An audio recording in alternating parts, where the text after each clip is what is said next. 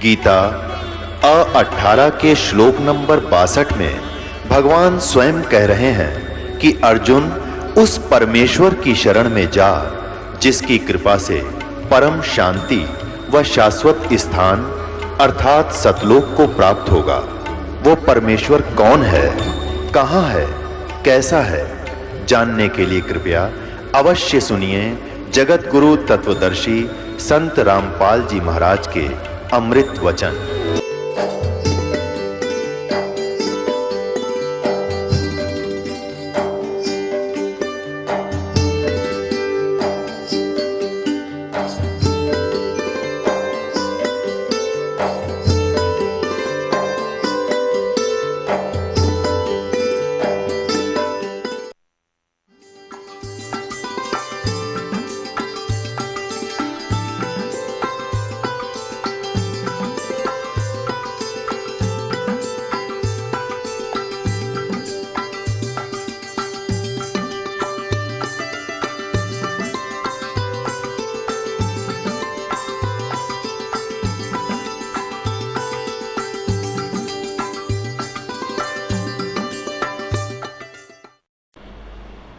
परमात्मा कहते हैं जन्म मरण का रोग लगाया, तृष्णा बढ़ रही खासी, और आने जाने की आवागमन की डोर गले में या पड़ी काल की फांसी। जग सारा रोग यारे, जन्म मृत्यु का रोग सब कह। ब्रह्मा विष्णु जी देवी भागवत में स्वयं स्वीकार करते हैं हमारी तो जन्म और मृत्यु होती है। हमारा आविर्भाव जन्म, तिरोभाव मृत्यु होती है। हम अविनाशी नहीं है।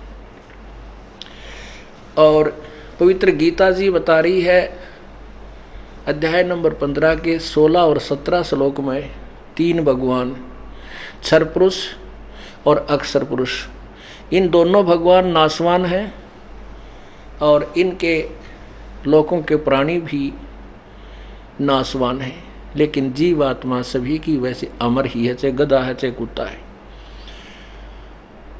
15वें अध्याय के 17वें श्लोक में लिखा है कि उत्तम पुरुष है तो अन्य। 16वें श्लोक में वर्णित दोनों भगवान क्षर पुरुष और अक्षर पुरुष से अन्य ही कोई और उत्तम परमात्मा है, जो अध्याय नंबर 8 के मंत्र नंबर 3 में कहा कि वो परम अक्षर ब्रह्म है और वही वास्तव में परमात्मा कहा जाता है और वही तीनों लोकों में प्रवेश करके सबका धारण पोषण करता है। वह अविनाशी प्रभु है। गीता जी अध्याय नंबर 8 के श्लोक नंबर 20, 21 और 22 में स्पष्ट किया है कि वो अव्यक्त, तीसरे नंबर का जो अव्यक्त भगवान है, वो सभी प्राणियों के नष्ट होने पर भी कभी विनाश को प्राप्त नहीं होता। वहां जाने के बाद प्राणी फिर लौटकर संसार में नहीं आते। वो पूर्ण परमात्मा है, सारी सृष्टि का रचनहार है और उसी की विधि पाने की ये दास बताता है। कहते हैं नामा छिपा ओम तारी, पीछे सोहम भेद विचारी, सार शब्द पाया जब लोई, आवागमन बहुड़ ना होई। नामदेव जी छिपी जाति में थे, छिपा जाति में। पहले वो ओम नाम का जाप जपते थे। परमात्मा आकर उनको मिले, उनको सब फिर तत्वज्ञान से परिचित कराया तो पीछे उनको सोहम शब्द का भेद पता लगा। क्या बताते हैं कि नामदेव जी पहले ओम की लौलारे थे, नामा छिपा ओम तारी, पीछे सोहम भेद विचारी। जो परमात्मा संत रूप में मिले उनको अचानक, और फिर कहते हैं सार शब्द पाया जद लोई, आवागमन फेर ना होई। कबीर परमात्मा कहते हैं सोहम शब्द हम जग में लाए, सार शब्द हम गुप्त छिपाए। किसी भी सदग्रंथ में इस परमात्मा के वाणी के अतिरिक्त कहीं भी आपको सोहम शब्द नहीं मिलेगा। और परमात्मा की वाणी से, उस तत्वज्ञान से अपरिचित लोगों ने किसी ने वो ज्ञान ओम सोहम नाम चुरा लिया भगवान की वाणी से। वो अधिकारी नहीं उस नाम के देने के। उन ज्ञान ने कोई ना सोहम लेकर कि जाओगे तुम। तो परमात्मा कहते हैं बाणी चोर कठोर हैं,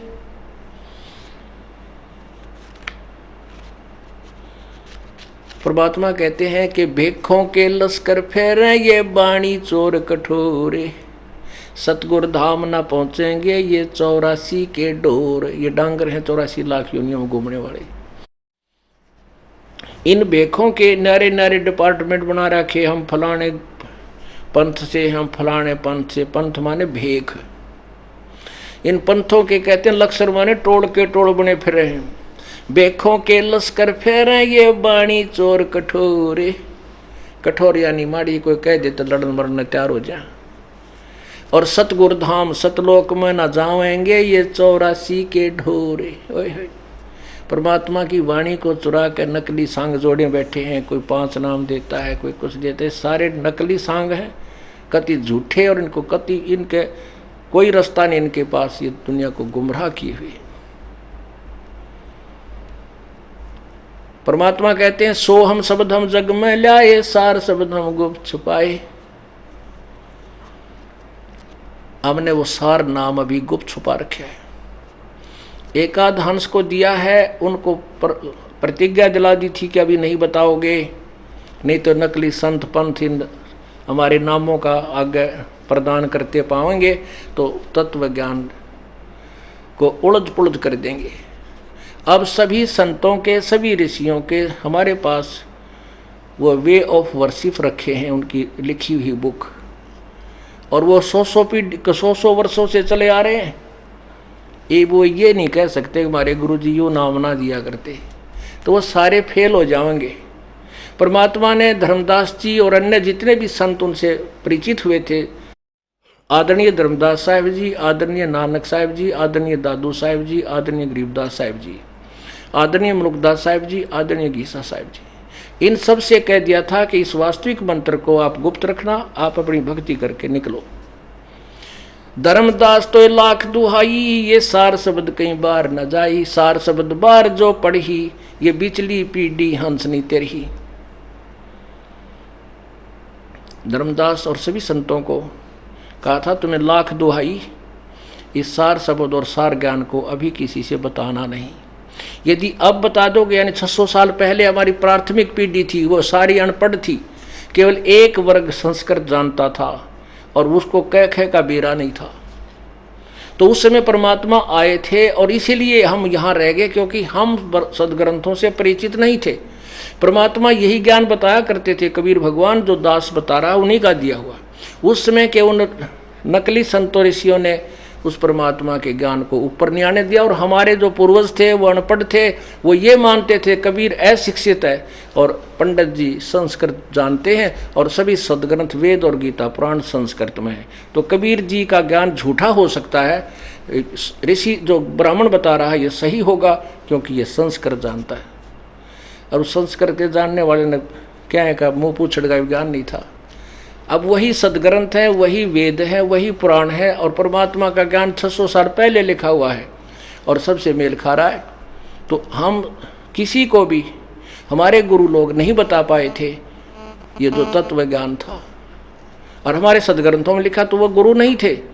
जो टीचर आउट ऑफ सिलेबस पढ़ाता है, जिसने सिलेबस का नहीं बेरा, वो टीचर कितना हो गया, वो गुरु ही नहीं है, वो टीचर ही नहीं है। तो ये हमारे अभी तक जितने ऋषि में ऋषि थे सारे डले डोमे थे और उआ बाई बांटा करते, इधर की उधर सुनी सुनाई दंत कथा लोक वेद को गाते फिरा करते, सदग्रंथों से भी परिचित नहीं थे। तो परमात्मा ने फिर अब जैसे कहा, उस समय तो हम रह गए क्योंकि हमने भगवान की बात पर विश्वास नहीं बना। अब बीचली पीढ़ी आ गई। 1947 से भारत आज़ाद हुआ। 1951 में दास को भेजा परमात्मा ने। अब वहाँ से अब पिछली पीढ़ी शुरू होगी और शिक्षा एकदम हिंदुस्तान के अंदर जैसे दावानल फैलती है ऐसे फैल गई। और अब ये सब शिक्षित समाज है, बच्चे तो लेकर बूढ़े ताई, और सदग्रंथ अपने पास है, हम खूब पढ़ेंगे। तो अब हम परमात्मा की वाणी पर विश्वास करेंगे, क्योंकि सदग्रंथ भी वही बता रहे हैं। और जो हमारे गुरु थे वो नकली थे, उन्होंने अपने सदग्रंथों का पता नहीं था। तो इसलिए हम प्रभु की बिचली पीढ़ी वाले पार होंगे। अब हमें पूर्ण विश्वास हो जाएगा कि हम सच्चे मार्ग पर जा रहे हैं, हमें कोई डगमग नहीं कर सकता, चाहे काल भी आ जाओ। इसलिए भगवान ने कहा था, धर्मदास तो लाख दुहाई, ये सार शब्द की तबार ना जाएगी। ये सार ज्ञान और सार शब्द ये तत्व ज्ञान की तो बाहर पड़ गया तो बिचली पीढ़ी हंस नहीं तरही, ये बीच वाली पीढ़ी शुरू होगी। और लास्ट की पीढ़ी जो कलयुग का अंत होगा, बहुत खतरनाक लोग हो जाएंगे, सभी मांसाहारी, बुरा हाल, एक दूसरे ने खाएंगे, लूटेंगे, बुरा हो जाएगा। अब बीच में ये कुछ हजार वर्ष तक एकदम बहुत सुंदर समय आएगा, और इस सुंदर समय में इस माया की दौड़ से उल्टे हट कर ये प्राणी परमात्मा के सतलोक में चला जाएगा। बोलो सतगुरुदेव। कर जोरूं विनती करूं, धरूं चरण पर शीश, गुरु राम देवानंद जी महाराज ने दियो नाम बख्शीश।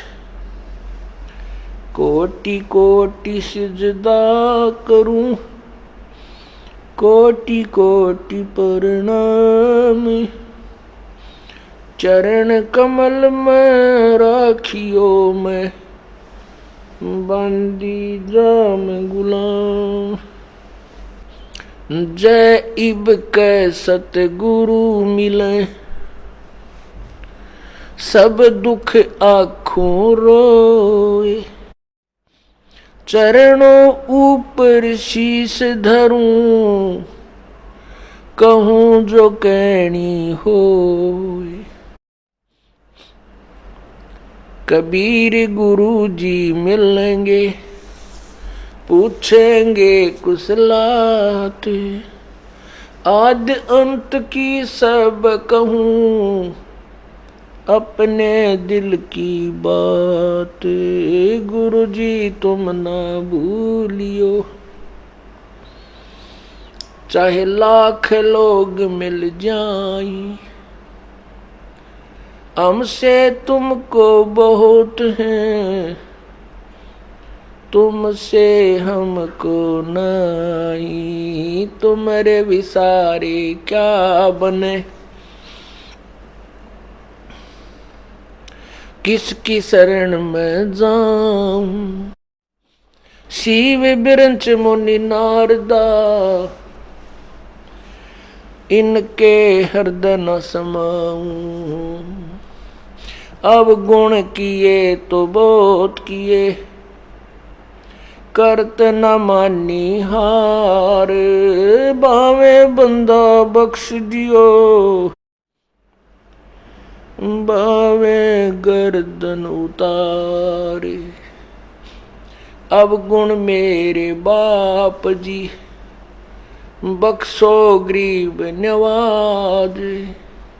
जो मैं पूत कपूत हूँ, बोहर पिता को लाज। मैं अपराधी जन्म का, नक्सक भरे विकारे। तुम दाता दुख भंजना, मेरी करो संभारे। कुत्ता तेरे दरबार का, मोतिया मेरा नाम। गले प्रेम की जेवड़ी, जहाँ खेचो वहाँ जाऊं मैं। तो करो तो बावड़ू, दूर दूर करो तो जाऊं। जो राखो तो ही रहूं, जो देवो सो खाऊं। बंदी छोड़ दयाल जी, तुम तक हमारी दौड़े। जैसे कागज जहाज का, अब सूजत और न ठोरे। राम नाम रटते रहो, राम नाम रटते रहो, जब तक घट में प्राणे। कब हो तो दीन दयाल के, भनक पड़ेगी कान। परमपिता परमात्मा सारी सृष्टि के रचनहार कबीर परमेश्वर जी ने अपनी प्यारी आत्मा महर्षि रामानंद जी को अपना यथार्थ ज्ञान समझाया और अपने सतलोक के दर्शन करवाए, अपने ही उस स्वरूप का पूरा परिचय उनको दिया। उसके बाद वही रामानंद जी जो पहले श्री विष्णु जी के पुजारी थे, भगवान शिव जी की आराधना करते थे, अन्य पूजाएं भी करते थे और भगवान शिव जी से अतिरिक्त भगवान विष्णु से अतिरिक्त वो किसी को सुप्रीम पावर नहीं मानते थे, वही फिर कहते हैं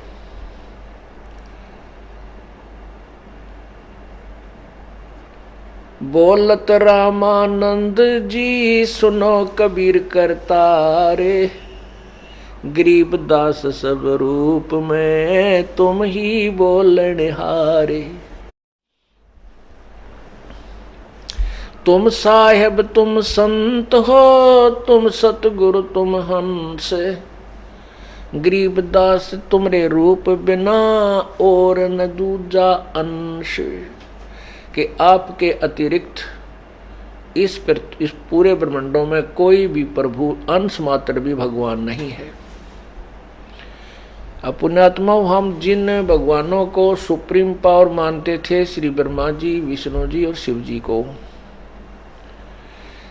और जिनकी थोड़ी सी बुद्धि अन्य इनसे हटकर थी, वो ब्रह्म तक को पूर्ण परमात्मा मान बैठे थे, पूर्ण प्रभु मानते थे। अब इस तत्व ज्ञान रूपी रोशनी में हमें पता चला कि किस देव की कितनी सतिथि है।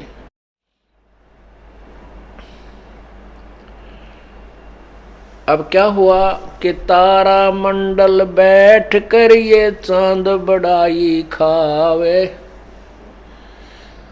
उदय होया जब सूर्य कहा सौ तारों छप जावे।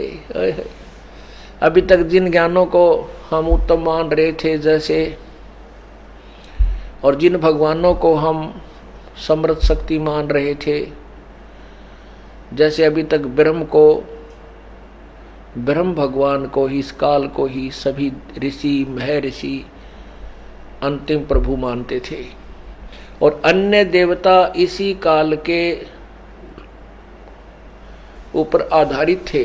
और ये सभी देवताओं में ऐसे चमक रहा था लोक वेद के आधार पर, जैसे रात्रि में तारों के बीच में चंद्रमा शोभा पा रहा होता है।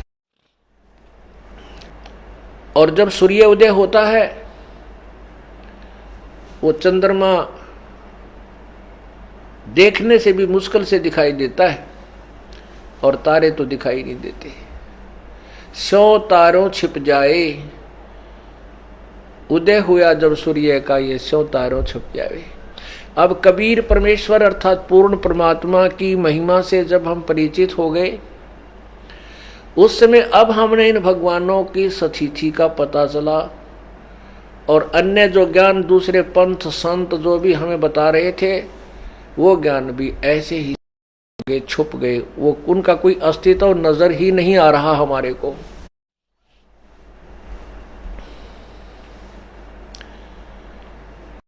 रामानंद जी प्रश्नोत्तरी फिर भी करते हैं, क्योंकि ये पुराना रंग अज्ञान का जो चढ़ा हुआ युगों युगों से जो हमारा रंग है, ये जल्दी सी दूर नहीं होता। फिर भी कोई ना कोई पापड़ी रह जाती है इसके ऊपर, कहीं ना कहीं कोई लेयर शेष रह जाती है। रामानंद जी ने प्रश्न किया कि हे परमात्मा कबीर भगवान, अब आपके मैंने साक्षात दर्शन हो चुके हैं, आपकी सतिथि से मैं परिचित हो चुका हूं, परंतु फिर भी मेरा ये अज्ञान जो है अब भी अंदर से मुझे कचोट रहा है। आपकी आज्ञा हो तो मैं कुछ प्रश्नोत्तर और करना चाहता हूं। परमेश्वर ने कहा कि स्वामी जी, आप मुझे अपना दास समझें, आप मुझे अपना शिष्य माने। रामानंद जी कांप रहा है, हाथ जोड़कर कहता, प्रभु अब दास से ये नहीं हो सकता, अब मैं आपको अपना शिष्य ग्रहण नहीं कर सकता। रो रहा है बुजुर्ग व्यक्ति, 104 साल का व्यक्ति, और कह रहा, प्रभु मैं आपको, अब वो तो अनजानपने में मुझसे जो कुछ भी कहा गया वही पाप मुझसे अभी छुप धोया नहीं जा रहा है, और मैं आपको शिष्य नहीं कह सकता। तो परमेश्वर ने समझाया, स्वामी जी आप अपने स्थान पर बिल्कुल सही हो, लेकिन एक मर्यादा बनाए रखनी पड़ेगी। हमने आपको, मैंने सृष्टि रचना सुनाई है, इस सृष्टि रचना से आपको ये भी ज्ञान हो गया है कि ये काल जो है ये यहाँ का व्यवस्थक है और ये सबको गुमराह करके रखता है। आज तक जो ज्ञान आपको पता नहीं प्राप्त हुआ, और आपकी हृदय से तमन्ना थी, हृदय से इच्छा थी कि मैं यथार्थ ज्ञान को ग्रहण करके भक्ति करूं, आपने पूरी अपना डिवोट कर रखा जीवन, लेकिन आपको ये सच्चा ज्ञान नहीं इसने दिया, ना देने दिया, और नकली गुरुओं के द्वारा ये भ्रम जाल फैला दिया। परमात्मा ने कहा कि स्वामी जी आने वाले समय में, क्योंकि हमने बहुत संख्या में अंशों को पार करना है, कलयुग में हमारा और काल का एक वायदा हुआ है। अब ये बैन उठ जाएगा कलयुग में कि सभी जीवों को मैं पार कर सकता हूं, जो हमारे ज्ञान के आधार पर मर्यादा में चलते हुए मेरे परम संत से उपदेश लेकर के भक्ति करेंगे। तो आने वाले समय यदि अब हम गुरु शिष्य का नाता नहीं जोड़ेंगे, आने वाले भविष्य में क्या करेंगे ये नकली गुरु संत काल के प्रेरित, वो कहा करेंगे गुरु की कोई आवश्यकता नहीं है, सीधे भगवान से कनेक्शन करो, बीच में तीसरे को रखो ही मत। और ये भक्ति के नियम के विरुद्ध है।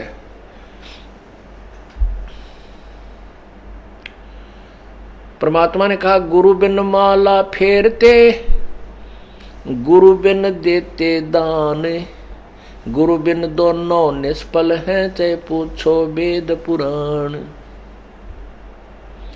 गुरु बिन वेद पढ़े जो प्राणी, समझे न सार रहे अज्ञानी। गुरु बिन काहू न पाया ज्ञाना, जो थो था बुछड़े किसाना। गुरु बिन यज्ञ हवन ना करही, निष्फल जावे कबू ना फल ही। कि गुरु जी के बिना कोई भी धार्मिक अनुष्ठान आप नहीं कर सकते, उसका कोई लाभ नहीं होगा। और ये काल के दूत आगे आके भ्रमित कर दिया करेंगे कि कबीर साहब ने कौन सा गुरु बनाया था, उनका वो भी तो निगुरे थे। अभी वर्तमान में आपको सुनाता हूं कि एक राम सुखदास जी थे, उनकी स्टेटमेंट आती थी, वो कहते हैं कि भगवान के साथ, वो श्री कृष्ण जी के पुजारी थे, वो कहते थे कि केवल सीधे भगवान से कनेक्शन जोड़ो, गुरु की कोई आवश्यकता नहीं है।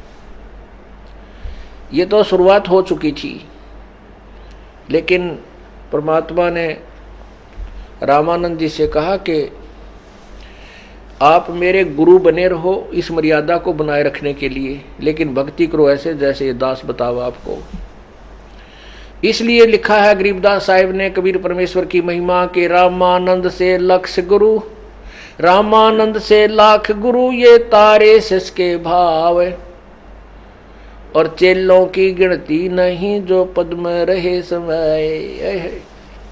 कि रामानंद जैसे लाख गुरु वो शिष्य बना लक्ष्य गुरु का अर्थ होता उद्देशित, जिसने विष्णु जी के पास जाने का उद्देश्य बना रखा था।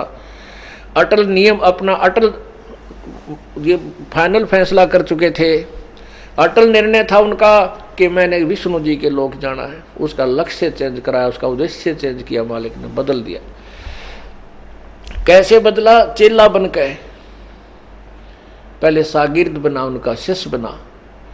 रामानंद से लक्ष्य गुरु और तारे शिष्य के भाई और चेल्या की गिनती नहीं, जो पद में रहे समाये, यानी जो परमात्मा के द्वारा बताए गए ज्ञान में उन्हीं के पद्धति यानी वे ऑफ वर्शिप, पूजा की विधि के अनुसार जो लगे रहेंगे, शिष्यों की तो गिनती नहीं, वो कितने पार कर देंगे। इस बात को रामानंद जी ने एक परमात्मा का आदेश मान करके स्वीकार किया कि मैं अपने मुख से आपको शिष्य नहीं कहूंगा, लेकिन जनता की दृष्टि में आप भले ही मुझे गुरु मानते रहो, मेरी दृष्टि में आप मेरे भगवान बने रहोगे। अब रामानंद जी प्रश्न करते हैं कि हे कबीर जी, जैसे श्री कृष्ण जी ने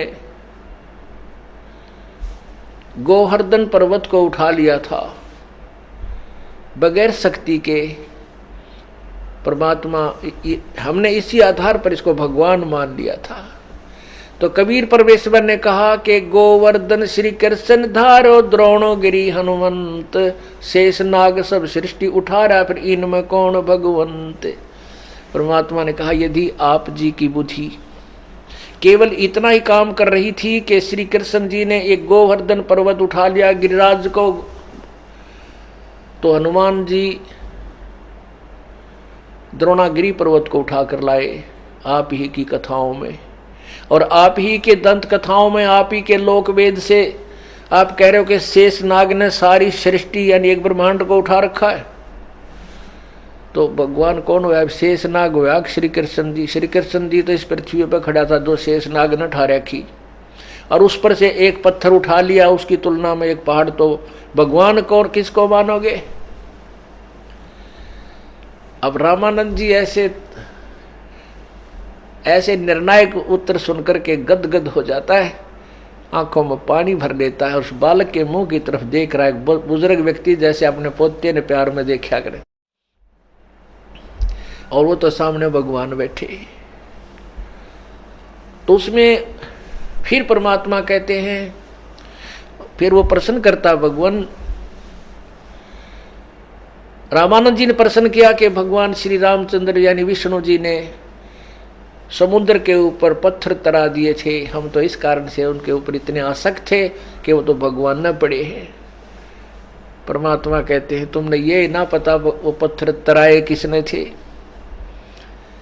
वो पत्थर कैसे तैरे थे। श्री रामचंद्र जी तो 3 दिन तक समुद्र में घुटनों पानी में खड़े होकर के याचना कर रहे थे, लेकिन क्या याचना कर रहे थे कि समुद्र मुझे रास्ता दे दे, और जब रास्ता नहीं दिया था तो उन्होंने अग्निबाण से समुद्र को जलाना फूकना चाहा था। तब समुद्र ने विपर रूप बना करके बाहर आकर के कहा था कि हे भगवान, यदि आप मुझे जला डालोगे तो भी आप वहाँ नहीं पहुँच सकोगे श्रीलंका में, क्योंकि ये सब जल सूख जाएगा और ये एक गड्ढा बन जाएगा बहुत गहरा, और पृथ्वी का सारी स्थिति समाप्त हो जाएगी। ना जाने इसमें कितना संसार प्राणी बसे हुए हैं, ये सब मर जाएंगे, नष्ट हो जाएंगे। आप ऐसा कीजिए सर्प भी मर जाए और लाठी भी ना टूटे। तब समुद्र ने बताया था कि आप ही के सेना में नल और नील नाम के 2 कारीगर भी हैं, वो इंजीनियर हैं, राज हैं, और उनके हाथ में एक उनके गुरुजी के द्वारा दी हुई एक शक्ति है कि उनके हाथ से पत्थर तैर जाते हैं। अब नल नील को बुलाया गया। नल नील ने गफलत कर दी। नल नील ने सोचा कि आज तुम्हारी बहुत महिमा बन जाएगी, क्योंकि उस दिन अंगद भी फेल हो रहा था, हनुमान जी भी फेल, रामचंद्र भी फेल हो रहा। समुद्र के ऊपर पत्थर नहीं तरा रहे थे। जब नल और नील बुलाए गए। नल नील के हाथ से लोहे की वस्तु भी नहीं डूबती थी जल के ऊपर। उसको आशीर्वाद परमात्मा कबीर जी कहते हैं, मैंने उनको वो शक्ति दे रखी थी। त्रेता युग में मैं मुनिंदर नाम से प्रकट हुआ था, जैसे वर्तमान में कबीर नाम से प्रकट हूं। उस समय इस नल और नील को मैंने ये शक्ति दी थी। ये बहुत अच्छे सेवक थे और ये बहुत श्रद्धालु थे, लेकिन इनके हाथ ये जो वस्त्र आदि धोने, कपड़े धोने नदी पर जाते थे, नहर पर, तो वहाँ दरिया में ये बहुत सी वस्तुएं गुम हो जाती थी। तो मैंने इनको आशीर्वाद दे दिया था, बेटा तुम्हारे हाथ से कोई भी वस्तु जल में नहीं डूबेगी। तो उस आधार से, मेरे उस आशीर्वाद से उनके अंदर ये शक्ति प्रवेश थी। ये मेरे शिष्य थे। और जिस समय रामचंद्र जी ने इनको सेना में से बाहर बुलाया कि नल और नील बाहर आए, उनसे पूछा क्या तुम्हारे हाथ में ऐसी कोई शक्ति है कि तुम्हारे हाथ से पत्थर भी तैर जाएंगे? नल नील ने कहा, जी हम अभी तैरा देंगे, अभी रख देंगे। अब अभिमानवश, क्योंकि वो परमात्मा अंतर्यामी है, अंदर की भावना से परिचित है, वो नल और नील ने उस दिन भगवान अपने गुरुदेव याद नहीं किए। इतने महान कार्य को करने जा रहे हैं, सारा संसार देखे और उस चर्चा का विषय बनने वाला था, तो वो इस अभिमान में वो डगमग हो गए कि आज ऐसे सबके सामने तुम्हारी बड़ी महिमा होगी, वाह वाह हो जाएगी। इस मान बढ़ाई की भूख ने उनका कति काम बिगाड़ दिया। उन्होंने पत्थर उठाया और बड़े चाव से, जैसे पहले फेंक देते थे ऐसे फेंक दिया। फेंकते ही वो पानी में डूब गया। दूसरा डाला, दूसरे ने डाला, वो भी डूब गया।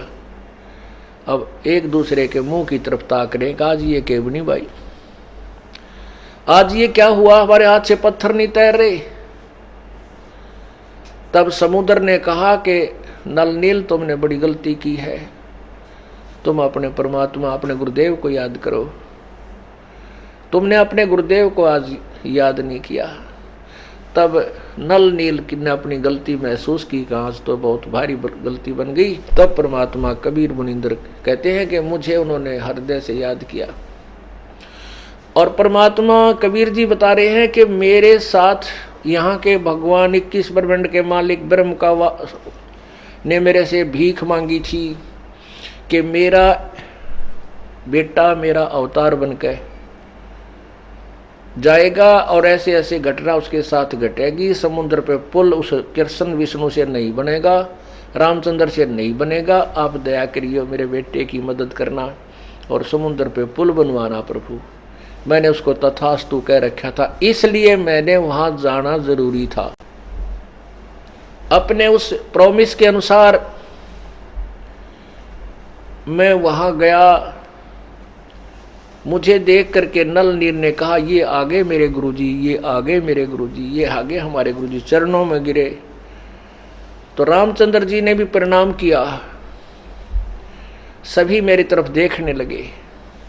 अब रामचंद्र जी को पता था कि जिनके शिष्य में ऐसी शक्ति थी तो गुरु जी में तो बहुत कुछ हो सकता है। रामचंद्र जी ने कहा, हे गुरुदेव, हे ऋषि जी, हमारे ऊपर एक बहुत बड़ी आपत्ति आई है। सारी कहानी से परिचित करवाया। परमात्मा बोले, मुझे ज्ञान है, मैं सब परिचित हूं आपसे। तो रामचंद्र जी ने कहा कि हमने समुद्र के ऊपर पुल बनाना है। मेरे दुर्भाग्यवश आज आपके शिष्यों में यह शक्ति नहीं रही जो इनके हाथों में पहले थी। समुद्र पर जो है ना पत्थर तैर जाते थे, आज इनके हाथ से पत्थर भी नहीं तैरे। ये मेरा ही दुर्भाग्य है प्रभु ऋषि जी। परमेश्वर ने कहा कि अब इनके हाथों से पत्थर कभी तैरेंगे भी नहीं, क्योंकि इन्होंने वो विष खा लिया जिसको हम बार बार मना किया करते थे। कहते हैं, राज तजना सहज है, सहज त्रिया का ने, मान बड़ाई ईर्षा ये दुर्लभ तजना। ये राज भी त्याग सकते हो, अपनी स्त्री को भी त्याग सकते हो, लेकिन मान बड़ाई को जीव नहीं छोड़ सकता। और जब तक ये नहीं हमारे से दूर होगा ये गंध, तब तक हम प्रभु के निकट जाने योग्य नहीं होंगे। इन्होंने वो मान बड़ाई का विष खा लिया, आज इनके हाथ में वो पावर नहीं रही। तब अब यहां परमात्मा क्या बताते हैं, जैसे माता गर्भ को राखे यत्न बनाए, ठेस लगे तो छन होवे तेरी ऐसे भक्ति जावे। जैसे किसी बहन को परमात्मा दया करते हैं, गर्भ रह जाता है, गर्भ में लाल होता है, बच्चा बेटा या बेटी होती है, तो उस गर्भ से वो कितनी चिंतित होती है कि हे परमात्मा कहीं ऊंचे नीचे में पैर ना रखा जा, मेरा गर्भ खराब हो जा, कोई ऐसी गर्म चीज ना खाई जा जिससे मेरा बालक गिर जावे। यानी रात्रि के समय सोते समय भी वो एकदम फड़क के उठती है, कहीं मेरे बालक पर दाब ना आ गई हो। कहते जैसे माता गर्भ को राखे यत्न बनाए, और ठेस लगे तो छन हो जा तेरी ऐसे भक्ति जाए।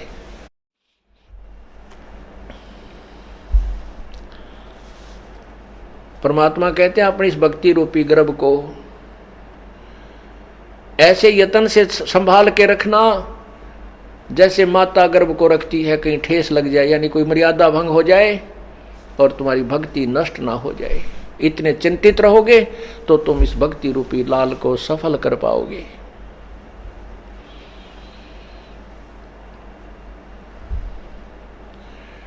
परमात्मा ने कहा कि ये जो सामने पहाड़ है, एक बिल्कुल साथ में एक बहुत बड़ा पहाड़ था, पर्वत था, उसके चारों तरफ परमात्मा ने एक रेखा खींच दी, अपनी सोटी ते डंडा ले रखा था, इतनी सारी लाठी, और उसके चारों तरफ एक लाइन खींच दी ऐसे चारों तरफ घूम कर परमात्मा ने कि इसके बीच बीच के पहाड़ ये पत्थर उठा लो, ये सब मैंने हल्के कर दिए अपनी शक्ति से।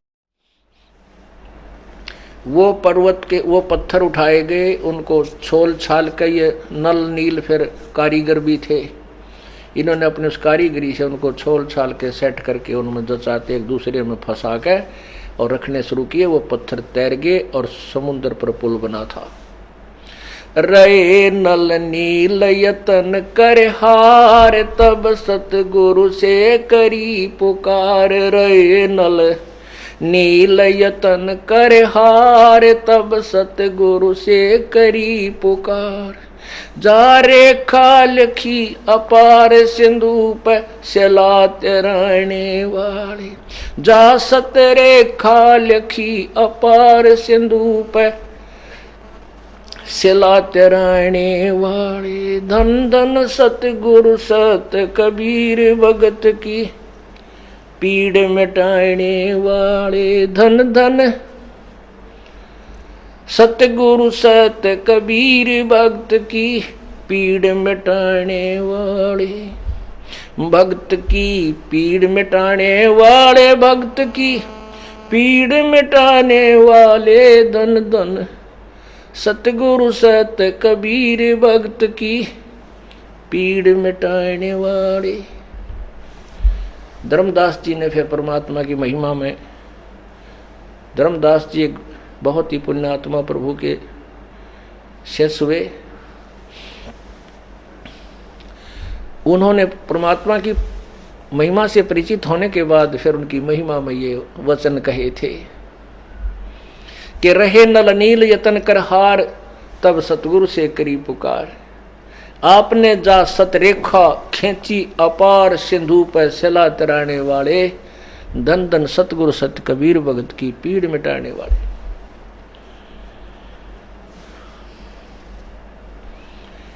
अब रामानंद जी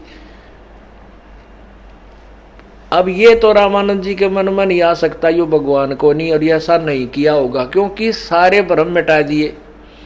और तभी ये मन काल, ये मन जो है ये काल का एजेंट है, उसी ने अपना एक छोड़ रखा है योग जीव को अपने जाल में फंसाए रखने के लिए। और ये मन परमात्मा से ही हिचके है, कबीर परमात्मा के सामने ही दूर होता है, और उसकी वाणी से ये मुरझा जाता है, क्योंकि उसकी वाणी में शक्ति भी है और यथार्थता भी है। काल यथार्थता से दूर भागता है, उसके सामने ये बिल्कुल निष्क्रिय हो जाता है। अब रामानंद जी ये तो कह नहीं, समझ में नहीं आ, ये तो मन में प्रश्न ही नहीं उठ सकता कि जो कबीर जी कह रहे हैं वह गलत हो सकती है, क्योंकि पहले उसके सारे वो खरपतवार निकाल दिए थे। ये भी मान चुका था रामानंद जी कि ये भगवान है और सर्वशक्तिमान है, ये जो ये कर सकता वो कोई नहीं कर सकता। तो रामानंद जी स्वीकृति देते हैं, बिल्कुल सही प्रभु, अब ज्ञान समझ में आया हमारे कि ये के रास्ता था। हम कभी तो कहते सुनते थे भाई श्री राम ने पत्थर तिरा दिए, उसका हनुमान ने उस पर राम का नाम लिख दिया, हनुमान ने राम के नाम ते पत्थर तिर गए। कभी कहते थे नील में शक्ति थी, उन्हें पत्थर तिरा दिए। तो यहाँ गरीबदास जी कहते हैं, जगत का पेख ना पेखा, धनी का नाम ना लेखा। अन्य के ऊपर हम आधारित थे, उसने न्यू कर दिया, उसने न्यू कर दिया, जो करने वाला था उसका कहीं जिक्र भी नहीं था।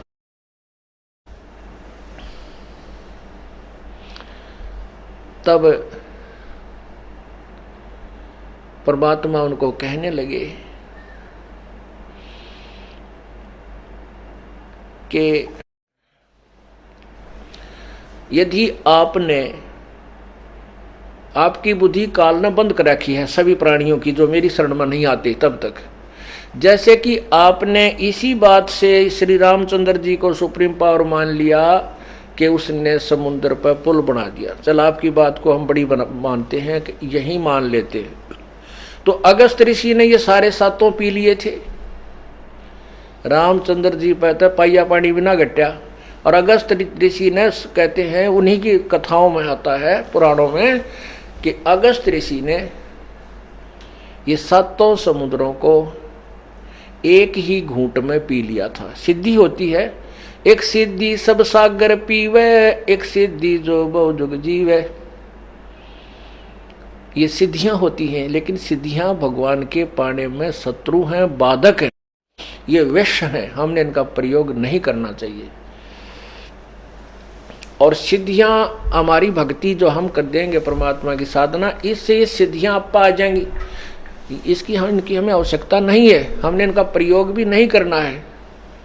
हमने तो केवल अपनी जो भक्ति पार होने के लिए करना। और ये ऋषि लोगों को काल ने कैसी साधना दे दी कि ये ऐसी साधना करते रहे जिससे सिद्धियां प्राप्त होती रही। और सिद्धियों में ऐसे किसी के पास एक सिद्धि होगी, गणे डले डोलिए तो 2 होगी, ज़्यादा कर दिया 3 होगी। तो जिसके पास ज़्यादा सिद्धियां वो यहाँ का अन्य संतों ऋषियों में ज़्यादा प्रसिद्ध हो गया, वो उसकी ज़्यादा प्रशंसक लोग उसके हो गए, और ये फिर सारे सभी काल के जाल में रह गए। तो परमात्मा क्या कहते हैं, समुद्र पाट लंका गयो, सीता को भरतार, अगस्त ऋषि ने सारे पी लिए, इनमें कौन करतार। एक सीता का पति, और मान लीजिए समुद्र ने के ऊपर पत्थर तिरा कर समुद्र वहां तक चला भी गया, तो इसी से आपने भगवान मान लिया। अगस्त ऋषि ने ये सातों पी लिए थे, तो इनमें कौन भगवान हुआ। फिर क्या कहते हैं,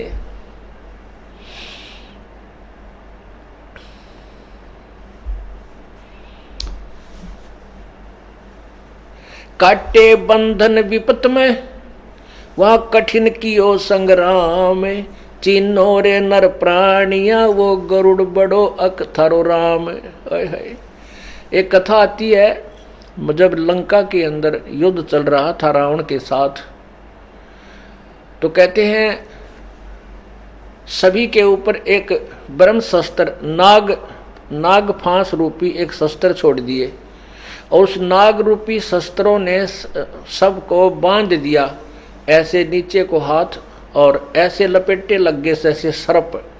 इतने सर्प प्रकट हो गए कि सभी ने, सारी सेना इंक्लूडिंग रामचंद्र और लक्ष्मण, सबको बांध दिया ऐसे जैसे ईंख की पूड़ी खड़ी हो, ईंख बांध रखा हो ना, कभी देखा हो आपने, ऐसे बांध दिए। हाथ चारों तरफ से जकड़ दिए, वो टस से मस नहीं हो रहे, सारे स्तंभ की तरह वो सटील हो गए, खड़े हो गए। तब कहते हैं गरुड़ को याद किया गया, गरुड़ पक्षी को, और गरुड़ पक्षी ने आकर श्री रामचंद्र जी के बंधन काटे। अब कबीर परमात्मा कहते हैं काटे बंधन विपत में, वहां कठिन कियो संग्राम, चिन्हो रे नर प्राणिया, वो गरुड़ बड़ो अकथारो राम। अब वो भगवान राम शक्तिशाली है, वो गरुड़ शक्तिशाली हुआ जो राम के भी बंधन काटे उसने। अरे थारा गजब हो यो परमात्मा, इसीलिए तो कह रहे हैं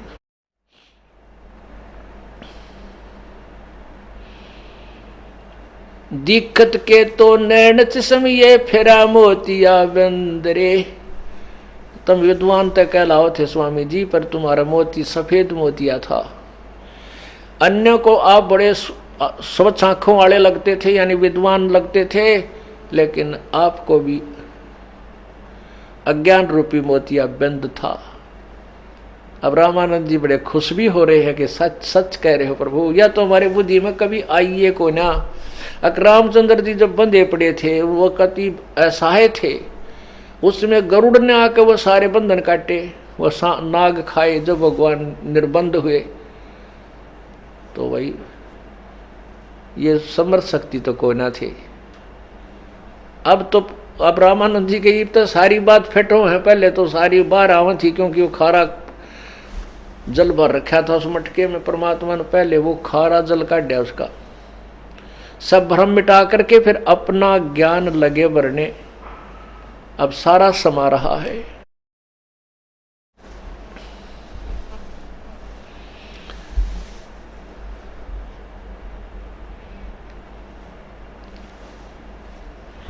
रामानंद जी ने फिर प्रश्न किया, कुछ देर शांति सी करके कहने लगे परमात्मा एक खरपतवार और उठ गया। प्रभु बोले सारे बता, क्योंकि जब तक संशय जीव के समाप्त नहीं होंगे ये भक्ति नहीं कर सकता। रामानंद जी ने कहा कि भगवान, एक समय अर्जुन को अभिमान हो गया था कि कहने लगा था भगवान मेरे जैसी सेवक आपका कोई नहीं। उसके भ्रम को मिटाने के लिए कि सेवक था भाई तूने देखे को नहीं, अर्जुन चल तुझे सेवक दिखा के लाता हूं। मन में भगवान ने, श्री कृष्ण ने ऐसा सोचा। कहते हैं वो राजा मोरध्वज के वहां पर गए थे, दो साधु का रूप बनाकर दोनों, और मोरध्वज अपने पुत्र ताम्रध्वज को राज तिलक करने वाला था, यानी उसको गद्दी पर बैठा रहा था। अब पहले संत होया करते थे और वो सिद्धि वाले होते थे, और सभी को पता होता था कि जो परम संत हैं वो जो मांगे उनको ना नहीं करना चाहिए, और उनकी शब्द में शक्ति होती है, वो कुछ और ही अच्छा लाभ दे जाते हैं, ऐसा उनको पूरा विश्वास था। तो भगवान श्री कृष्ण और श्री अर्जुन, और उन्होंने अपनी माया से एक शेर ले लिया, शेर प्रकट कर लिया। तीनों के तीनों मोरध्वज राजा के दरबार में चले गए। मोरध्वज राजा ने कहा आओ बैठो ऋषि संतजन और भोजन की बताओ। श्री अर्जुन और कृष्ण जी ने कहा भोजन हम खाएंगे, लेकिन पहले हमारे शेर को खिलाइए, ये मांस खाएगा। राजा ने कहा जो आज्ञा आपकी। श्री कृष्ण जी बोले साधु रूप में कि और सुन राजन, ये शेर मनुष्य का मांस खाता है, ये जो है ना किसी अन्य प्राणी का मांस नहीं खाता। राजा ने कहा जैसी आपकी आज्ञा, इनको मनुष्य का मांस ही खिलाएंगे। फिर कहने लगा सुन बात और सुन, ये किसी कदे कोई पल्लेदार न पकड़ लिया हो, ये उसका मांस नहीं खाएगा, ये तुम्हारे अपने ही परिवार के सदस्य का, तुम तीनों में से एक का मांस खाएगा। राजा कहने लगा जो आपकी आज्ञा, हम तीनों में से ही आपके शेर का आहार देंगे। अब वो तीनों जने वहीं खड़े हैं। कौन? मोरध्वज, उसकी पत्नी और पुत्र ताम्रध्वज। मोरध्वज कहता है पिताजी,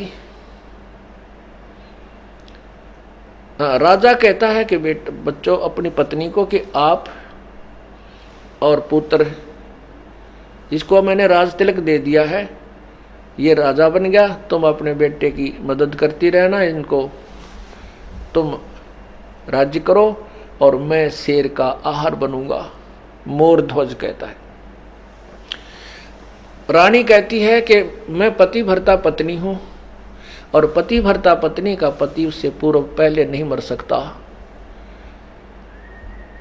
और मेरा काम पूरा हो चुका है, आपको एक संतान उत्पन्न हो चुकी है, दोनों पिता पुत्र तुम राज करो और मैं शेर का आहार बनूंगी।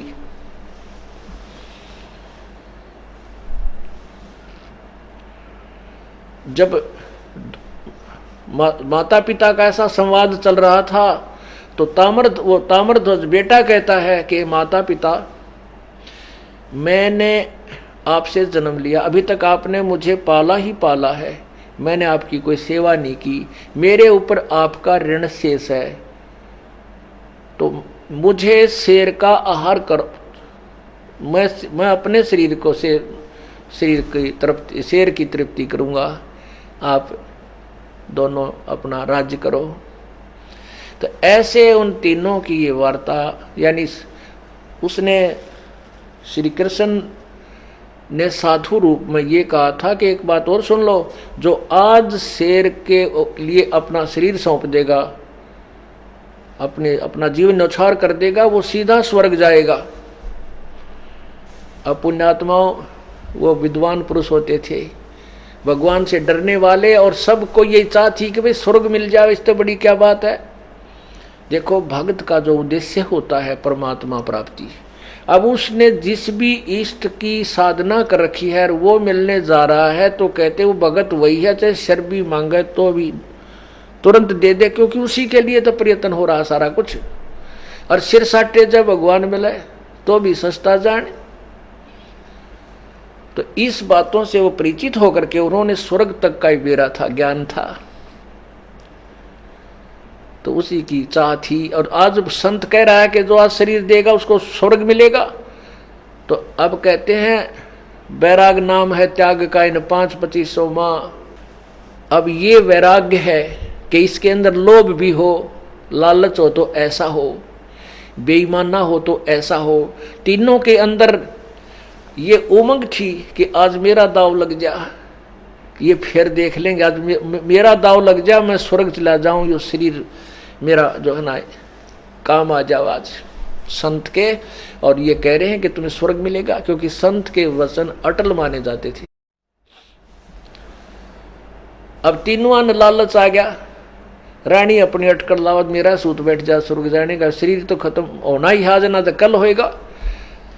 अब लड़का अपना लालच सोच रहा है कि माता पिता मार गए, दाव तो रह गया, तो उसने अपनी तरफ से दाव लगाया कि मेरा दाव लग जाए, मेरा शरीर शेर के काम आ जाए, मैं स्वर्ग चला जाऊं।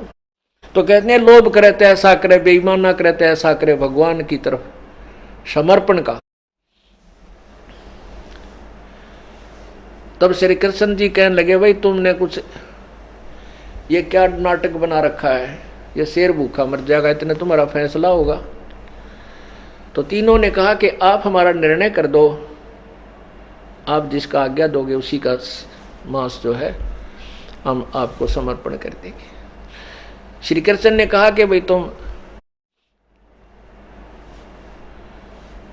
अपने पुत्र का मांस और हमारे शेर के निमित्त कर दो, और पुत्र को तुम दोनों अपने हाथ से काटो, स्नान करके इसके सिर पे आरा चलाओ। और एक ध्यान रखना, इसका जो लेफ्ट का जो यानी बायां जो अंग है, इसको जैसे बीचों बीच काटा जाएगा तो लेफ्ट साइड जो होगा बायां अंग उसको बाहर फेंक देना। इसको शेर नहीं खाएगा, केवल राइट को खाएगा।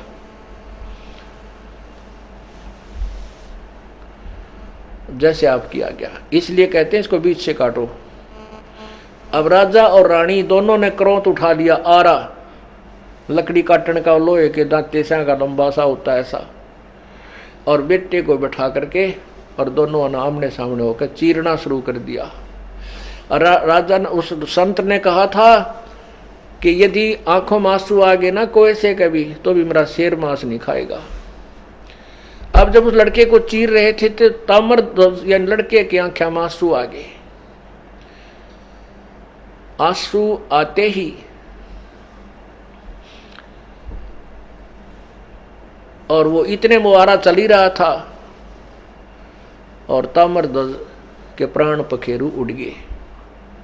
उधर से वो श्री कृष्ण साधु रूप में खड़े होकर चल पड़े, कहने लगे भाई हम नहीं तुम्हारे यहाँ, तुम तो नकली आदमी हो रहा है, तेरा बेटा रोने लग गया, इसकी आंखों में पानी आ गया, हम नहीं तेरा, अब वो छोरा मर गया, लड़का मर चुका है। और संत अतिथि रूप में आए संत रुष्ट हो गए।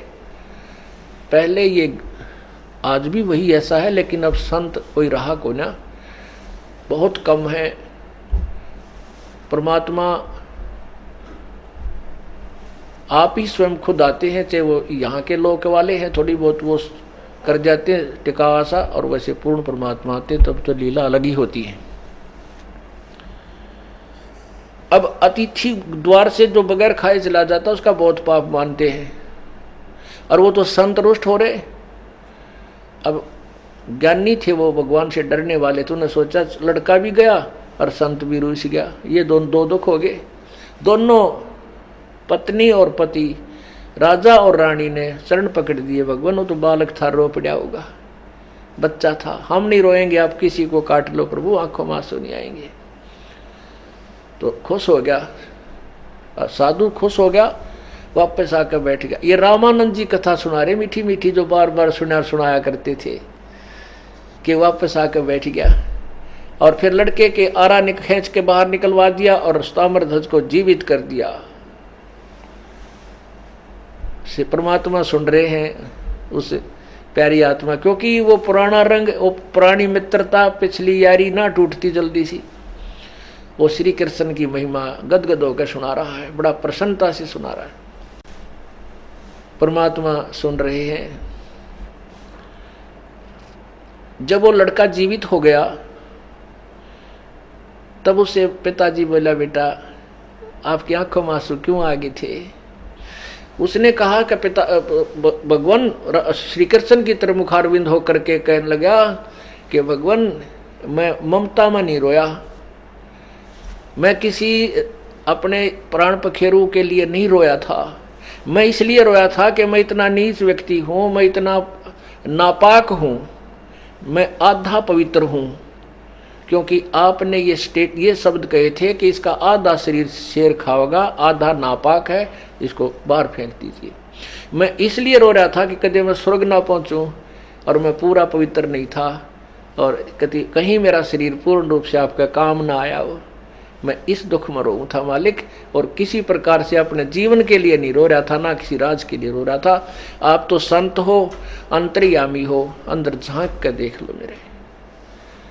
तब कहते हैं श्री कृष्ण जी ने ताम्रध्वज बेटे को सीने से लगा दिया और बोल, मोरध्वज उसके बाप को बोला कि जो बेटा बाप ने काट दिया संत के लिए, कहते मांग मोरध्वज, तुझे पूरी पृथ्वी का शासन दे देता हूँ, मांग तुझे मैं स्वर्ग में बहुत लंबे समय तक बैठा देता हूँ,